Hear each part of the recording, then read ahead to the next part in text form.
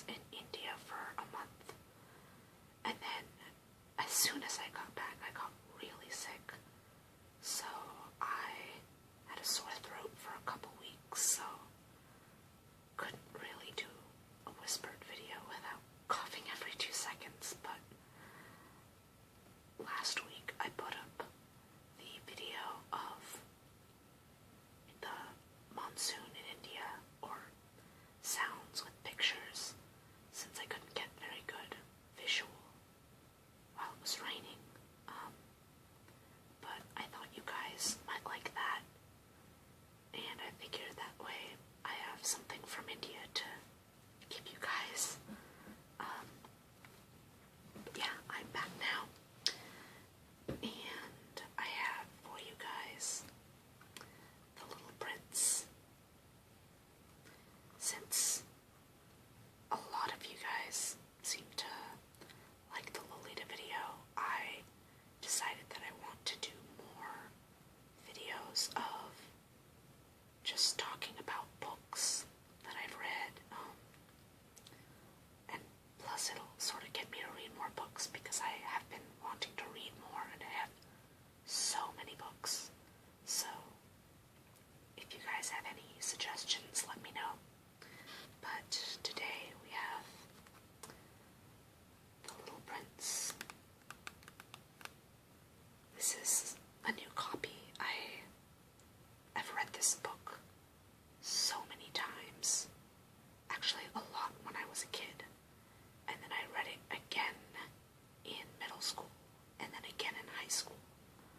And this is one of those books where every time you read it, it will mean something different. And hopefully you'll begin to see what I mean when I read you a bit of it in a sec. But I very highly recommend this book.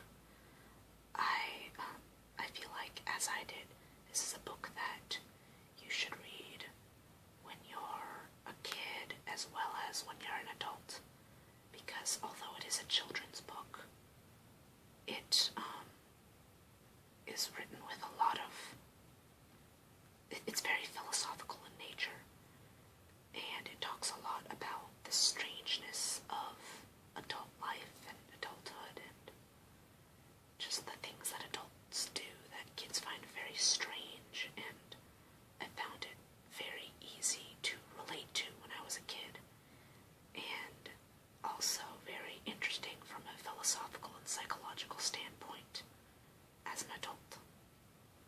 And now this book was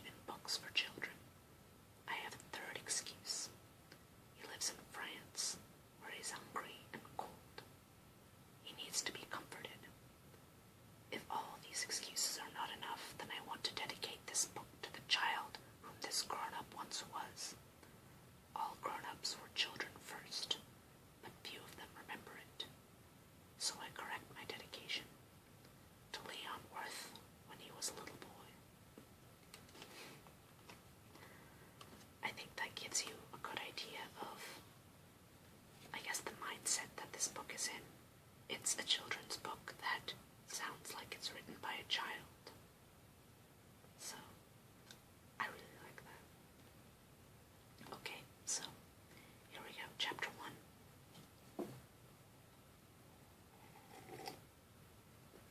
1. Once, when I was 6, I saw a magnificent picture in a book about the jungle called True Stories. It showed a boa constrictor swallowing a wild beast. Here is a copy of the picture. I have a copy of the boa constrictor swallowing the wild beast. In the book it said, boa constrictors swallow their prey whole without chewing. Afterward, they are no longer able to move, and they sleep during the 6 months of their digestion. In those days, I thought a lot about jungle adventures, and eventually managed to make my first drawing using a colored pencil. My drawing number 1 looked like this.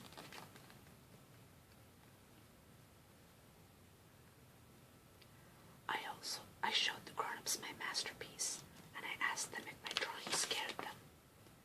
They answered, "Why be scared of a hat?" My drawing was not a picture of a hat. It was a picture of a boa constrictor digesting an elephant. So if you look at it again, you can kind of see a boa constrictor with an elephant inside.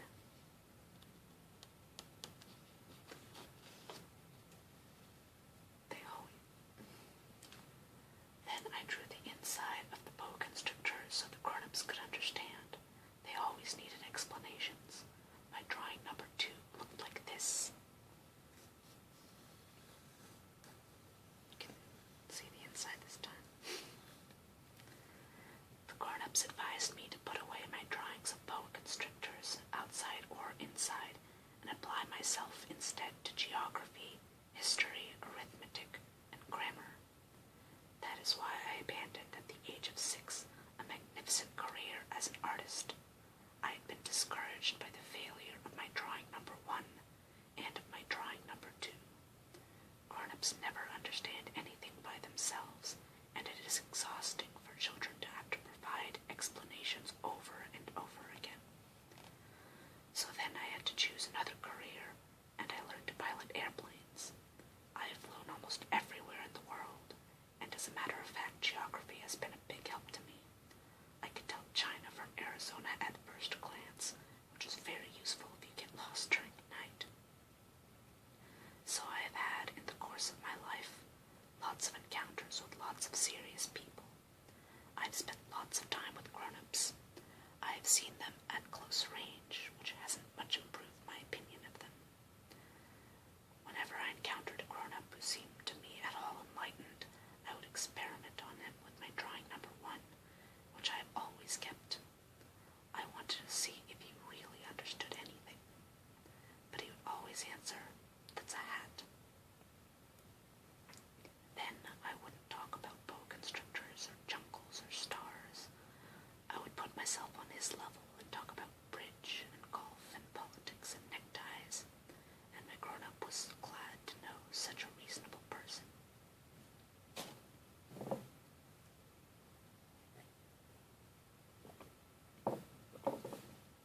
Chapter 2.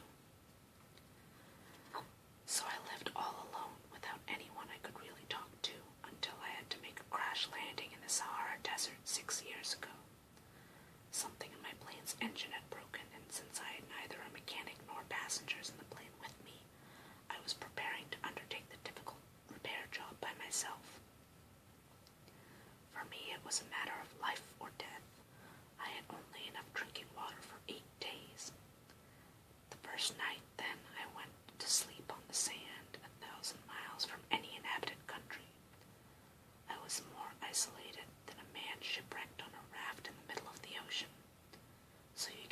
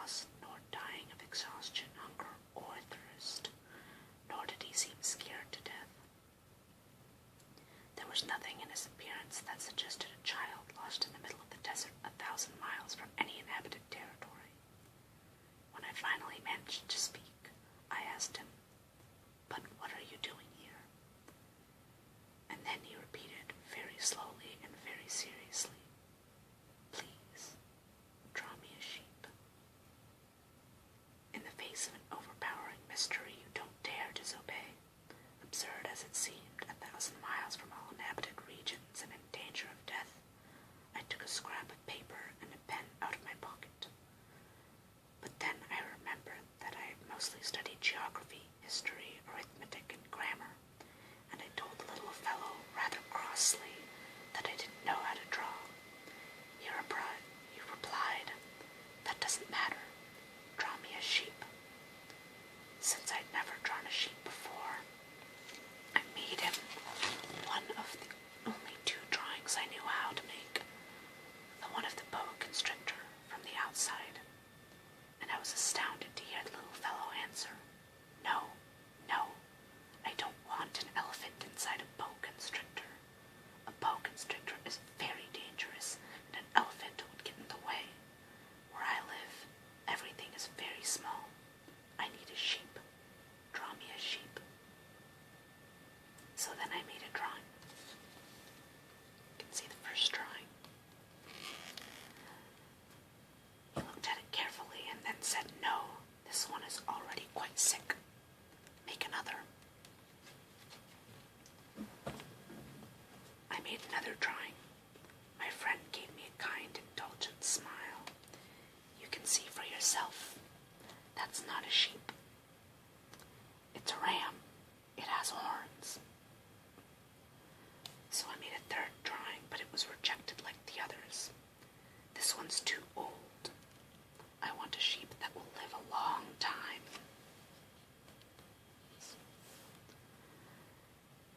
So then, impatiently, since I was in a hurry to start work on my engine, I scribbled this drawing and added, "This is just the crate.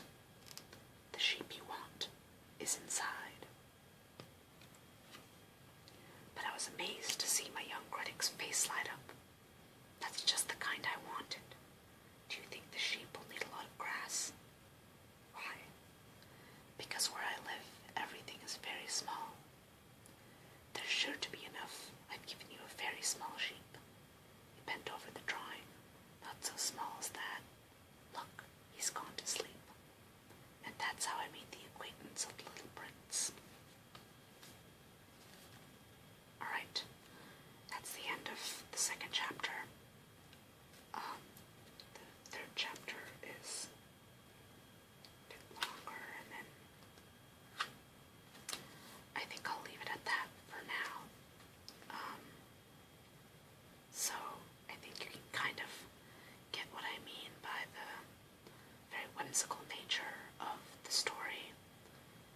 And as I said, despite this, a lot of it is sort of metaphor for the writer's own life experience. And whether, well, either direct or metaphor. So for example, the narrator is the writer himself as an adult, whereas the prince is something, and this is all speculation, but something that the prince is based off of himself as a child. And there are various reasons for that. There are other characters in the book. For example, there's a Rose who you wouldn't think would be a character, but I mean, in these first two chapters we have a drawing of a sheep as a character of sorts, so I guess it's not too out there, but there's a Rose as a character who many think is supposed to be the writer's wife. And there's also the fact that much of this story, as it began, takes place in the Sahara, after the narrator's plane has crash landed, and the writer himself was an aviator and actually did crash land in the Sahara, where he was stuck for 4 days before being saved by a passerby, I guess, just someone who happened upon them, but it's pretty incredible. The rest of the story sort of goes on, and you find out more and more about this prince. I guess this is kind of a spoiler, but you find out that he